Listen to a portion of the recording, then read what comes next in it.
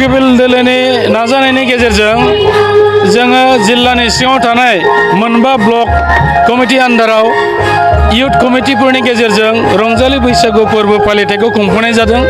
थिग बेबायदिनो दिनै जमदुवार ब्लक इयुथ इउपिपिएलनि नाजानायाव दिनै बेवहाय जोङो बे रंजालि बैसागु फोरबोखौ गाजा गोमजायै खुंफुंदों। आरो थारैनो जोंहा मोनसे फोथायनाय दं जे बे रंजालि बैसागु फोरबोआ जिहेतुके जों मिन्थियै समनिफ्रायनो जोंनि आजै आजौमोनहा बेखौ फालिबोदों।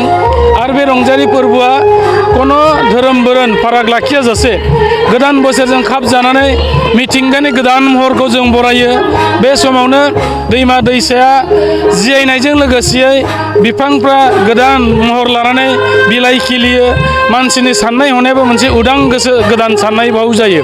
दा बेनिखायनो दिनैनि बे फोरबोजों लोगोसे जों साफ्रोमखौबो खावलायदों बिभिन्न दल संगठन आरो मोनफ्रोमबो माहारिफोरखौ जाहाथे बाव फैनानै उदां गोसोयै रंजानाय गोसो लानानै बयबो बाहागो लाफैयो। आरो लोगोसेयैनो जोंनि बे रंजानायनि गेजेरजोंनो बे गोदान बोसोरा गोदान मोनसे साननाय हनाय सोरनिबा गाज्रि मोननाय भाब बेयो जोबनानै थांनानै गोदान मोनसे सिन्था धारणाजों जों जाहाथे आवगायनो हायो। जोंनि ओनसोला गोजोननाय जाथों, गोजोननायजों लोगोसे जाहाथे जौगानाय फैयो, बिटिआरआ मोनसे समायना महर लायो बेखौ जोङो मिजिंथिदों।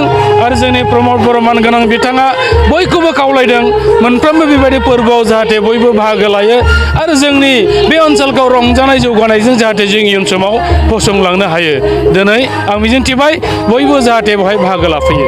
रंजालि बैसागु फोरबोथाय फालिनायाव गुबैयै जोङो बेवहाय रंजानाय बाजानायखौनो सेथि नाम्बाराव दोनदों। आरो बेजों लोगोसेयै जिहेतुके बेवहाय मोनसे रंजालि बैसागु फोरबोजों फालिथायजों लोगोसेयै बेवहाय गोबां मोसाखावरिफोर बाहागो लादों।